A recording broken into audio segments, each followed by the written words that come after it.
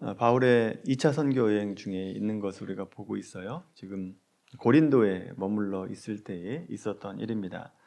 우리가 앞에서 보았듯이 고린도에 도착한 사도 바울은 영적으로 지쳐 있었던 상황이었고, 또 이 고린도라고 하는 도시는 복음을 전하기에 그렇게 좋지 않은 환경을 가지고 있었던 곳이다라고 말씀을 드렸습니다. 자, 그런데 18장 9절 10절의 말씀 보시면 주께서 두려워하지 말며 침묵하지 말고 말하라. 내가 너와 함께 있다. 너를 대적하며 해롭게 할 자가 없다. 이 성에 내 백성이 많다. 이렇게 말씀을 하시는 겁니다. 그래서 어려운 상황에도 불구하고 사도 바울이 1년 6개월 동안을 고린도에 머물면서 복음을 전하게 됩니다. 자, 여기서 궁금한 것은 하나님께서 이렇게까지 말씀을 하셨는데, 자, 그렇다면 과연 1년 6개월의 고린도 사역을 통해서 얻어지는 것이 무엇인가 라고 하는 것이 우리로 하여금 궁금증을 자아내게 합니다. 바울 입장에서도요, 복음을 전하기 쉽지 않은 곳에 있었습니다. 그런데 하나님께서 이렇게까지 말씀하셨다면 과연 이 고린도라고 한 지역에서 어떤 열매를 거두게 하시려고 나에게 이렇게 말씀하시는가, 이런 기대와 소망을 갖게 마련입니다. 여러분, 만일 여러분이 직장 생활할 때를 생각해 보십시오. 내가 직장 생활하게 하는데 나를 괴롭히는 사람도 있고, 또 월급도 박봉이고, 또 회사 건정성도 별로 좋지 않고, 그래서 이직을 꿈꾸고 있었는데 하나님께서 환상 중에 나타나셔서 네가 여기서 계속 머물러 있어라, 포기하지 말고 일해라, 너를 해롭게 할 자가 없을 것이고 이 직장을 내가 너를 통해서 새롭게 할 것이다, 이렇게 기대와 소망을 주셨다라고 한다면 여러분 어떻게 하시겠습니까? 기대와 소망을 가지고 이직을 포기하고 그 회사에 남아서 열심히 일을 하지 않겠습니까? 그래서 여러분 힘들고 어려울지라도 소망을 가지고 일을 하고 있었다라고 하는 거죠. 사도 바울이 그런 생각을 가지고 1년 6개월을 머물고 있었던 겁니다. 자, 그렇다면 사도 바울의 사역을 통해서 어떤 사역의 결과가 맺혀지는가라고 하는 것을 우리가 함께 오늘 살펴보고자 합니다. 먼저 12절 말씀 보십시오. 같이 한번 읽어볼까요? 12절 시작. 갈리오가 아가야 총독되었을 때에 유대인이 일제히 일어나 바울을 대적하여 법정으로 데리고 가서. 아멘. 18장 9절 10절에서 내가 너와 함께 할 것이다, 너를 대적할 자 해할 자가 없다, 이 성 중에 하나님의 사람들이 많다, 이렇게까지 말씀하셨는데 그 약속의 말씀이 무색하게도 지금 사도 바울이 유대인들의 고소를 당하게 되고 갈리오 총독의 법정에 서게 됐다라고 하는 겁니다. 주께서 약속하셨는데 왜 이런 일이 일어납니까? 왜 이런 어처구니 없는 이런 어려움을 경험을 해야 됩니까? 이 고소당한 상황만 보면 주님이 약속하신 것을 안 지키는 것 같습니다. 헛된 약속을 내게 주셨다라고 그렇게 보인다라고 하는 거죠. 과연 하나님께서 약속을 안 지키시는 분인가? 여러분, 지금 바울이 고소를 당해서 큰 핍박을 당하고 있는 것 같습니다만 하나님이 이 일을 통해서 우리가 생각하지도 못한 일을 이뤄내십니다. 무슨 일이 일어나는지 13절 말씀 보십시오. 유대인들이 갈리오 총독에게 바울을 고발하고 있는 내용이에요. 13절 같이 읽습니다. 시작. 말하되 이 사람이 율법을 어기면서 하나님을 경외하라고 사람들을 권한다 하거늘. 아멘. 유대인들이 고소하기를 바울이 율법을 어기면서 사람들을 선동한다는 겁니다. 여기 율법이라고 되어 있어서 우리가 마치 하나님의 법이라고 생각합니다만 헬라어로 보면요, 그냥 법입니다. 로마법을 얘기하고 있는 거예요. 그래서 유대인들이 지금 고소하기를 사도 바울이 로마법을 어기면서 하나님을 경외하라고 선동합니다, 이렇게 고소하고 있다라고 하는 거죠. 그런데 14절 말씀 보세요. 읽습니다. 시작. 바울이 입을 열고자 할 때에 갈리오가 유대인들에게 이르되 너희 유대인들아, 만일 이것이 무슨 부정한 일이나 불량한 행동이었으면 내가 너희 말을 들어주는 것이 옳거니와. 아멘. 자, 앞에 보시면 바울이 입을 열고자 할 때에 라고 되어 있죠. 아직 입을 열지 않았다는 겁니다. 지금 자기를 변호하려고 얘기를 할 때에 하기도 전에 갈리오가 입을 바울의 입을 막으면서 얘기하는 겁니다. 지금 이 바울이 로마법에 비춰서 무슨 부정한 일이나 불량한 행동이 있다라고 한다면 내가 너희 말, 유대인들의 고소를 들어주는 것이 맞다. 그런데 15절 보세요. 같이 읽습니다. 시작. 만일 문제가 언어와 명칭과 너희 법에 관한 것이면 너희 스스로 처리하라. 나는 이러한 일에 재판장 되기를 원하지 아니하노라 하고. 아멘. 만일 너희가 가져온 문제가 너희 언어와 명칭과 너희 법에 관한 것이다 라고 한다면, 즉 유대교에 관한 것이다 라고 한다면 나는 재판장 되기를 원하지 않는다. 내가 이 재판을 하지 않겠다라고 하는 겁니다. 그리고 16절에 보시면 유대인들이 법정에서 쫓아내버림을 당하게 되죠. 여러분, 만약 이 본문의 유대인들의 고소 내용이 받아들여져서 바울이 감옥에 가거나 고린도에서 추방을 당했다라고 한다면 바울은 앞으로 로마가 다스리는 곳, 로마 제국 안에서 복음 전하기가 어려워지게 됩니다. 왜냐하면 이 재판이라고 하는 것은 판례가 굉장히 중요하지 않습니까? 로마 제국에서 그리스도의 복음을 전하는 것이 잘못된 것이다 라고 하는 판례가 만들어지게 되면 로마 제국 전체에 그 판례가 적용이 되면서 바울이 복음을 전하기가 어려워지게 된다라고 하는 거죠. 복음에 확장되는데 걸림돌이 되게 됩니다. 왜 이런 일이 가능하냐라고 하면 이 갈리오라고 한 사람이 워낙 정치적으로 영향력이 강한 사람이었기 때문에 그렇습니다. 이 갈리오가 어떤 사람이냐 하면 이 갈리오의 동생이 세네카라고 한 사람입니다. 이 세네카가 누구냐면 네로 황제 아시죠? 네로 황제의 스승입니다. 그러니까 정치적인 영향력이 굉장히 컸던 사람이었다라고 하는 거죠. 그래서 이 갈리오가 아가야 지역의 수도였던 이 고린도 지역에서 총독의 역할을 AD 51년에서 52년까지 재직을 하는 중에 지금 이 재판이 열려 있는 겁니다. 이렇게 정치적인 힘을 가진 갈리오가 재판을 해서 판례가 만들어진다라고 한다면 로마 전역에 이 판례가 적용이 된다라고 하는 거죠. 그런데 갈리오가 어떻게 판결을 하느냐? 유대교에 관한 일이면 너희들끼리 해결하라 라고 하는 판례를 만들어줬다라고 하는 거죠. 여러분, 이 갈리오의 판결이 큰 영향력이 없는 것 같습니다만 여러분, 이 판결이 바울 사역에 있어서 굉장히 중요한 역할을 합니다.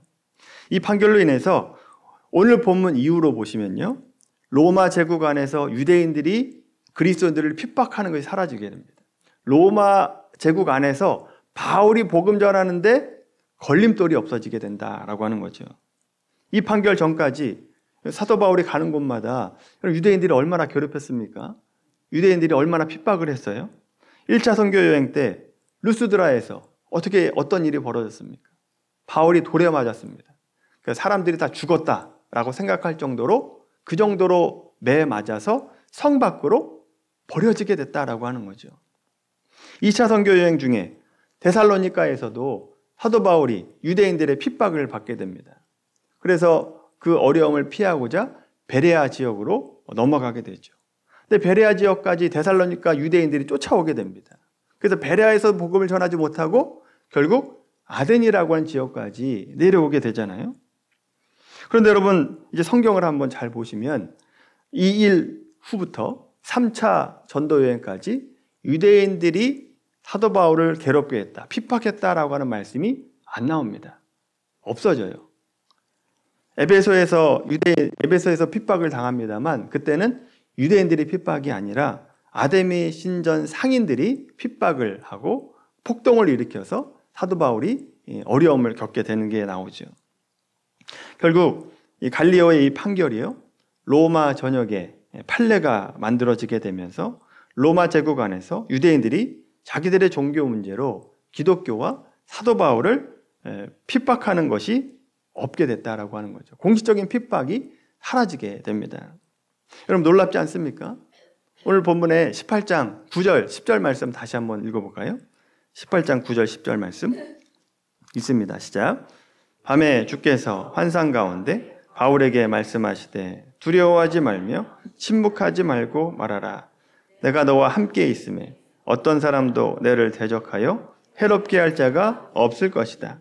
이 성중에 내 백성이 많음이라. 아멘. 여러분 이렇게 약속하셨죠.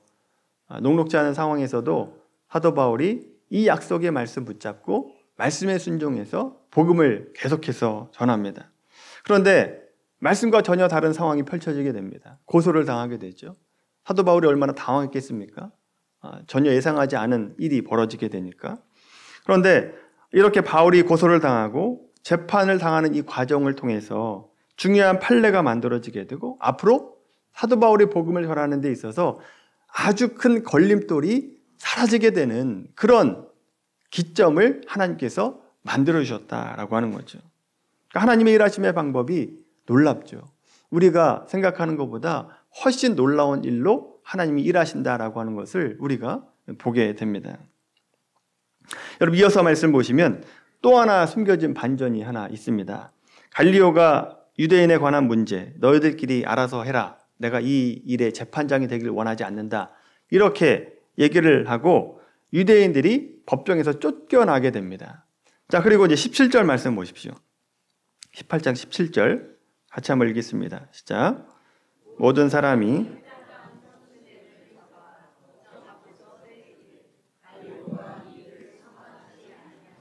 아멘. 여기 법정이 고린도 법정이에요. 당시 고린도 법정은 모든 사람들에게 공개된 장소입니다. 그러니까 밀실로 된 게 아니라 공개되어 있는 형태로 만들어져 있는 재판장입니다. 자, 이 재판하는 과정을 고린도 사람들이 다 참관하고 있었다라고 하는 거죠. 그때 유대인들의 고소가 기각이 됩니다. 내가 이 일에 참여하지 않겠다라고 갈리오가 선언을 하니까 화가 난 고린도 사람들이 법정에서 쫓겨난 유대인들, 그중에 대표자 소스데네라고 한 사람을 때렸다라고 하는 겁니다. 근데 그때 때리는 것을 방치했다라고 말하고 있죠. 여러분 어떻게 보면 의도하진 않았습니다만 하나님을 대적하고 하나님의 사람을 대적한 소스데네가 고린도 사람들에 의해서 어떻게 보면 심판을 받는다라고 생각을 할 수 있는 장면입니다. 그런데 여러분 이 소스데네가 나중에 어떻게 되는가 고린도전서 1장 한번 찾아보겠습니다. 고린도전서 1장 말씀 신약성경 262페이지입니다. 고린도전서 1장 1절에서 2절까지 말씀입니다. 같이 읽겠습니다. 시작. 하나님의 뜻을 따라 그리스도 예수의 사도로 부르심을 받은 바울과 형제 소스데네는 고린도에 있는 하나님의 교회 곧 그리스도 예수 안에서 거룩하여지고 성도라 부르심을 받는 자들과 또 각처에서 우리 주 곧 그들과 우리의 주 대신 예수 그리스도의 이름을 부르는 모든 자들에게 아멘. 사도 바울이 3차 선교 여행 때 에베소에서 고린도에 편지를 보낸 것이 이제 고린도 전서 말씀이에요. 자, 그런데 바울이 누구와 함께 있대요? 소스데네와 함께 있다라고 얘기하고 있죠. 소스데네가 누군데요? 오늘 본문에 나왔던 바울을 핍박해서 고소했던, 그래서 유대인 고린도 법정에서 쫓겨나면서 고린도 사람들한테 매맞았던 사람. 소스데네, 그 소스데네를 말하고 있는 겁니다. 여러분 이 소스데네는 매 맞을 때 바울을 원망하고 분노하고 내가 저 바울에게 반드시 내가 원수를 갚겠다 이를 갈 수도 있는 상황 아닙니까? 그런데 이 소스데네에게 하나님의 은혜가 주어지게 됩니다. 마치 바울이 예수 믿는 자를 잡으려고 다메섹으로 가는 그 길에 예수님을 만났던 것처럼 예수님을 믿는 자를 고소했던 소스데네도 예수님을 믿게 되고 바울의 동역자가 됐다라고 하는 것이죠. 하나님의 백성이 됐다라고 하는 겁니다. 오늘 본문으로 돌아와서 다시 18장 10절 말씀 다시 한번 보십시오. 18장 10절 말씀 같이 읽겠습니다. 시작. 내가 너와 함께 있음에 어떤 사람도 너를 대적하여 해롭게 할 자가 없을 것이니 이는 이 성중에 내 백성이 많음이라 하시더라. 아멘. 여러분 이 약속의 말씀이 그대로 성취되고 있다라고 하는 것을 여러분 보이십니까? 하나님이 일하시고 있는 것을 보게 되죠. 여러분, 오늘 본문을 통해서 우리가 깨닫게 되는 것이 이것입니다. 우리가 하나님 말씀에 순종할 때 하나님은 그 결과를 책임져 주신다라고 하는 겁니다. 우리가 생각하지 못했던 방법으로 하나님이 일하신다라고 하는 것이죠. 우리가 인생을 살아가다 보면 어려운 일을 많이 경험을 하게 됩니다. 특히 예수님 믿고 핍박당하는 분들이 굉장히 많죠. 예수를 믿고 내가 믿기로 결단하고 교회를 다니면서부터 이상하게 일이 안 되고 자녀가 아프고 또 가족들의 핍박이 이어지고 마치 세상이 나만 공격하는 것 같은 그런 일을 경험할 때가 있습니다. 그럴 때 어떤 생각이 듭니까? 예수님 믿고 뭐고 다 때려치고 싶다, 이런 생각을 하지 않겠습니까? 차라리 예수님 안 믿고 말지, 예수님 믿었더니 온갖 어려움이 오고 고난과 핍박이 온다, 예수님을 내려놔야 되나, 이런 생각을 하게 된다라고 하는 거죠. 근데 여러분, 그럴 때 어떻게 해야 됩니까? 하나님께서 우리에게 약속하신 말씀을 붙잡아야 되는 것이죠. 하나님께서 우리에게 약속하신 말씀이 있습니다. 내가 너와 함께 하겠다라고 한 약속입니다. 임마누엘의 약속을 우리에게 주셨습니다. 그리고 내가 너를 보호하겠다라고 하는 보호하심의 약속을 우리에게 주십니다. 그리고 이 성중에 내 백성이 많다, 영적 열매를 내가 맺게 하겠다라고 하는 영적 열매의 약속을 우리에게 주셨습니다. 하나님께서 우리와 함께 하시고 우리를 보호하심으로 우리를 통해서 하나님의 자녀로 만들고 싶은 사람들이 있다라고 하는 것이죠. 바울에게 있어서 하나님께서 하나님의 사람으로 만들고 싶었던 사람, 그 대표적인 사람이 소스데네였다라고 하는 것이죠. 하나님께서 그를 변화시켜서 하나님의 사람으로 만들어내십니다. 자, 이렇게 하나님께서 바울의 원수였던 사람을 바울의 동역자로 만들어 주셨다라고 한다면, 여러분, 하나님이 변화시키지 못할 분은 없다라고 하는 거죠. 변화시키지 못할 사람은 없습니다. 근데 여러분, 우리는 어떻게 생각합니까? 우리는 내가 미리 판단을 하죠. 저 사람은 죽어도 예수님 믿지 않을 거다, 절대 예수를 믿지 않을 사람이다 라고 판단을 합니다. 저 사람은 저래서 안 되고 이 사람은 이래서 안 된다, 이렇게 스스로 판단을 하게 되죠. 그리고 복음을 전하는 것을 포기합니다. 여러분, 우리가 그렇게 스스로 판단하기 전에 그 영혼을 먼저 하나님께 맡기시기 바랍니다. 그리고 여러분, 그 맡기시고 하나님께서 우리에게 약속하신 것을 붙드시고 순종하시길 바랍니다. 여러분을 통해서 구원하고자 하는 사람들이 있다라고 하는 것을 기억하고 한 영혼은 한 영혼을 포기하지 않아야 된다라고 하는 거죠. 지금 이 군산 지역에 하나님께서 여러분을 통해서 구원하시고자 하는 하나님의 백성이 많습니다. 여러분, 아직까지 구원받지 못한 사람이 많아요. 군산 지역이 기독교 복음화율이 30%다라고 얘기하는데, 여러분, 70%가 안 믿고 있어요. 그 70% 그냥 어떻게 그냥 내버려 둘 겁니까? 하나님께서 여러분 한 사람 한 사람을 통해서 구원하시고자 하는 그 마음을 아셔야 되고 포기하지 않으셔야 된다라고 하는 거죠. 따라서 여러분, 지금은 내 뜻대로 되지 않는다 할지라도 합력하여 선을 이루시는 하나님, 그 하나님을 믿고 조금 참으시고 기다리고 순종하면 하나님께서 우리가 생각하지 못했던 방법으로 일하십니다. 하나님의 역사를 이루시고 역전의 명수인 하나님께서 반전의 이 역사를 이루어 주신다라고 하는 거죠. 여러분, 하나님은요, 우리의 생각보다 크고 넓으시고 뛰어나십니다. 지혜로운 하나님이시다라고 말씀하잖아요. 그런데 그뿐만 아니라 그 하나님은요, 우리가 믿는 하나님은요, 능력도 많으신 하나님입니다. 일하실 수 있는 하나님이시다라고 하는 것이죠. 그 하나님께서 우리가 예상치 못한 방법으로 일하실 것을 믿으시길 바랍니다. 이 믿음으로 지금 상황이 어렵고 힘들지라도 결국 하나님께서 모든 것을 역전시키시고 반전시키실 것을 믿으시고 하나님 말씀에 순종하십시오. 순종하면 우리가 생각하지 못했던 방법으로, 예기치 못한 방법으로 일하시는 하나님을 만나게 되실 것입니다. 그런 일들을 많이 경험하는 저와 여러분들이 되기를 바라고, 또 우리 미랄교회가 되기를 예수님의 이름으로 간절히 축원합니다.